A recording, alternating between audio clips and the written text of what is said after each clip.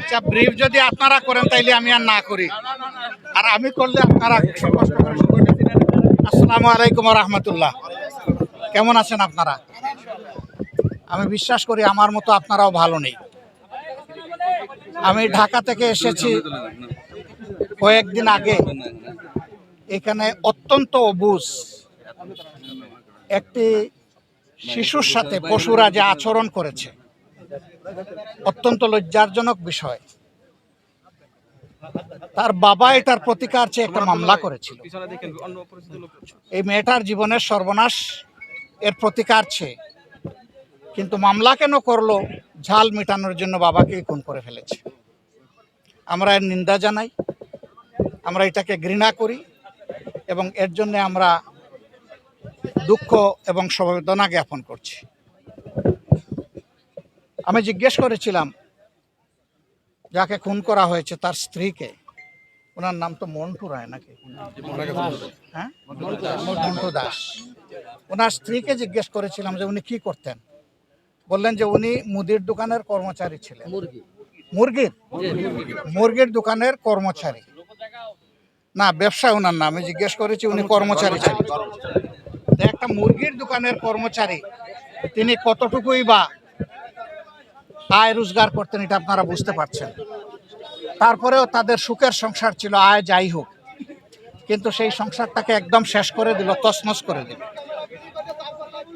আমরা মানবিক দায়িত্বের জায়গা থেকে এখানে এসেছি, আমরা তাদেরকে সম্মান দেখাতে এসেছি। এই জন্য আমরা খুবই দুঃখিত, ঘরের ভিতরে আমরা আপনাদের অনেককে ঢুকতে দিতে পারিনি। আপনারা লক্ষ্য করেছেন আমার কিছু ঘনিষ্ঠ সহকর্মী ঢুকেছিলেন, একটা পর্যায়ে আমরা তাদেরকে অনুরোধ করে বাইরে দিয়ে দিয়েছি, কারণ আমাদের কাছে মা বোনদের ইজ্জতের মূল্য অত্যন্ত বেশি। আমি চাই নাই যে ওই মেয়েটা, যে মেয়েটা মজলুম, তার মুখকে দেখুক। এই মেয়েটা আমার হলে আমার অনুভূতি কি হতো, আপনার মেয়ে হলে আপনার অনুভূতি কি হতো। পশুরা তো ওই সমস্ত জ্ঞান রাখে না। এদেরকে আল্লাহর কোরআনের ভাষায় বলা হয়েছে বালহুম আদাল্লু, এরা পশুর চেয়ে নিকৃষ্ট। আসলে সেই আচরণই তারা করেছে। মেয়েটার উপর জুলুম করলো, বাবাকেও খুন করলো, একটা পরিবারকে একদম ধ্বংস করে দিল।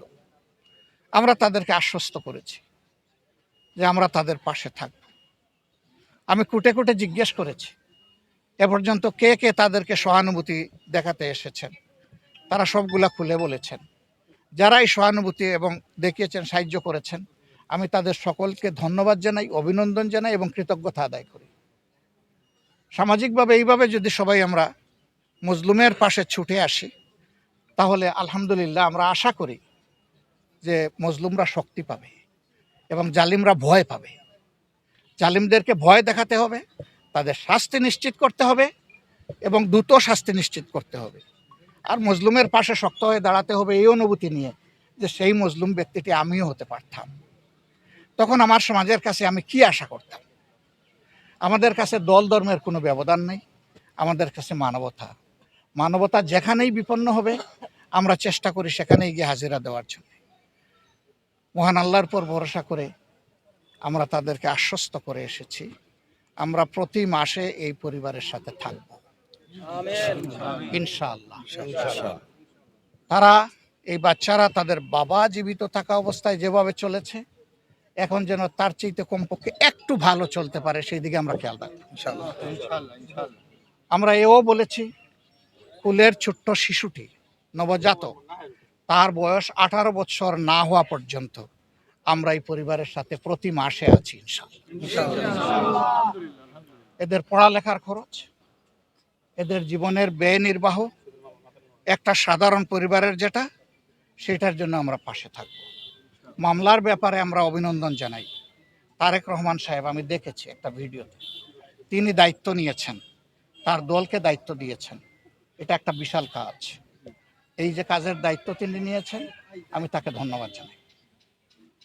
এর পাশাপাশি আমাদেরও যারা সংগঠনের আইনজীবী যারা আছেন, তারা পাশে থাকবেন, একসাথে লড়াই করবেন ইনশাআল্লাহ।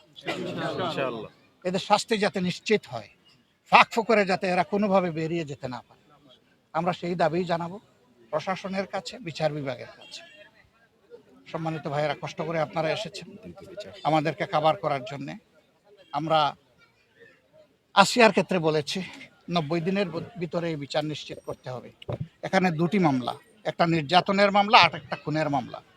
এই ক্ষেত্রেও আমরা সরকার এবং বিচার বিভাগের কাছে আহ্বান জানাবো এই মামলাটাও যেন দ্রুত বিচার আদালতে নিয়ে সম্পন্ন করা হয়, এবং যেভাবে ওই মামলার ক্ষেত্রে 90 দিনের আশ্বাস দেওয়া হয়েছে, এই মামলাটাও যেন 90 দিনের ভিতরেই নিষ্পত্তি হয়, আর যেন পারপিটেটর যারা, অপরাধী যারা, তাদের শাস্তি যেন নিশ্চিত হয়।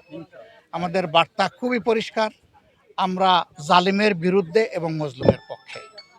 এই যাত্রায়, অভিযাত্রায় আপনাদেরকেও আমরা পাশে পেয়েছি, এই জন্য আমরা আনন্দিত। আমাদের বক্তব্যগুলো আপনারা জাতি এবং বিশ্ববাসীর কাছে তুলে ধরবেন, তাহলে মজলুম মানবতা ইনশাআল্লাহ আগামীতে রাস্তা পেয়ে যাবে মুক্তির। সবাইকে শুকরিয়া, অনেক অভিনন্দন। আসসালামু আলাইকুম রহমতুল্লাহ।